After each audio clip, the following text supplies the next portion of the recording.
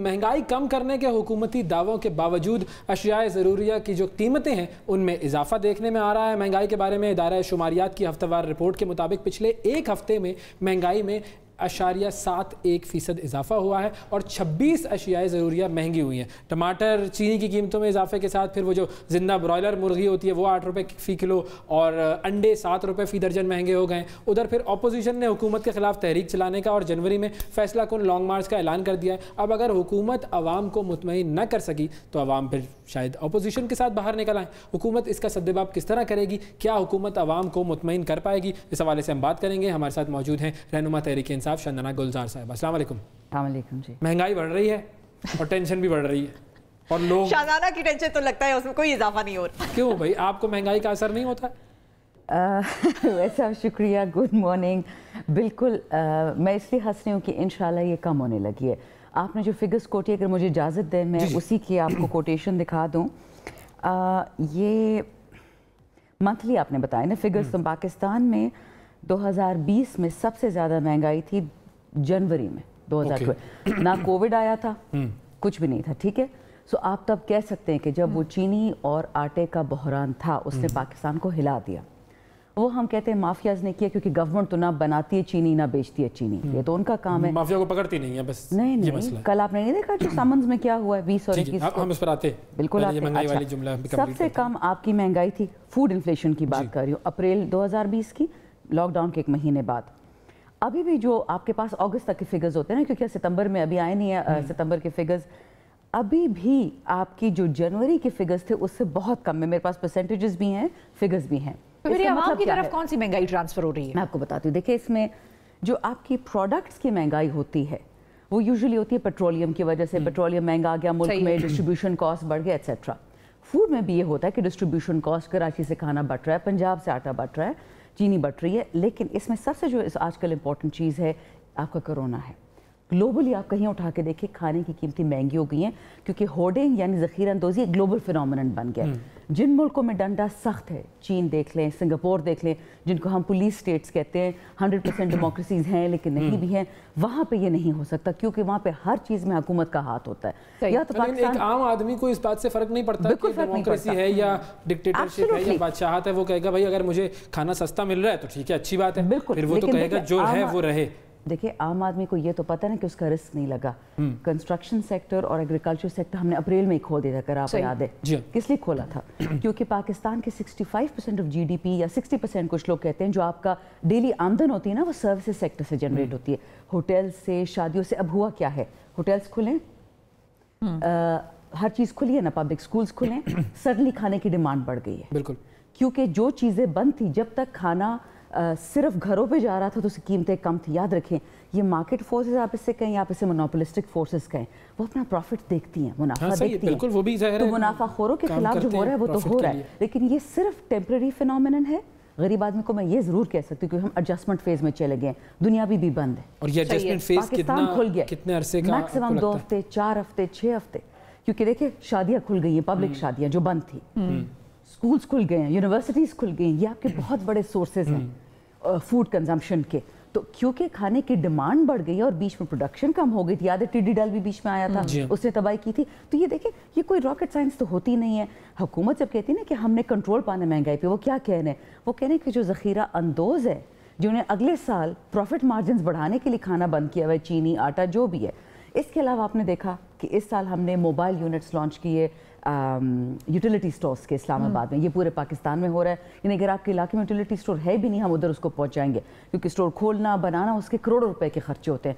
एक कंटेनर आपके लिए कितना खर्चा है? तो होर्डर्स के हवाले से तो खान साहब ने अपनी बहुत से, जो कोविड के दौरान वो रेगुलरली चल रहा है, वो करते थे, स्पीच करते थे और कौम से खिताब करते थे, उसमें भी खान साहब ने कहा था हम एक कानून ला रहे हैं और वो होर्डर्स के खिलाफ बड़ा सख्त होगा, और अभी तक वो नहीं आया। सब कुछ आ रहा है। देखिए, पहले फोकस फैटफ पे था, क्योंकि हमारा अक्टूबर में मीटिंग है पेरिस में, हमने ग्रे लिस्ट से निकल के वाइट लिस्ट में आना है, उससे इंशाल्लाह हमारे हाथ और आज़ाद हो जाने हैं। लेकिन एक बात याद रखिएगा, ये बदकिस्मती है और लोगों को समझ नहीं आता। जब नया पाकिस्तान की बात करते हैं ना, या चेंज की या तब्दीली की, जो चीज़ 40 साल में ख़राब हुई हो वो 2 साल में नहीं ठीक हो सकती, 10 साल में तो हो सकती है, 8 में तो हो सकती है, 7 में भी हो सकती है, जो शॉर्ट टर्म मेजर्स आप डिक्लेयर कर रही हैं यहाँ पे 8 साल 10 साल का 2 साल में भी हो सकती कुछ चीज़ें। देखिए, कुछ चीज़ें जो अर्जेंटली चेंज हुई, फॉर एग्जांपल इस पाकिस्तान में रेप 70 साल से हो रहा है, لیکن قانون اگلے سیشن میں ہم لے کے آ رہے ہیں کہ چاہے وہ پولیس کے پروسیجرز ہیں, چاہے وہ کورٹس کے پروسیجرز ہیں, چاہے وہ ہسپتال کے پروسیجرز کا کمپریہنسو لا لا رہے ہیں جس میں اپوزیشن بھی آن بورڈ ہوگی, at least majority of opposition ہے. اسلامک لاز کا تو مسئلہ نہیں ہوتا نا, مسئلہ تو امپلیمنٹیشن کا ہوتا ہے نا. ایبسلیوٹلی نہیں.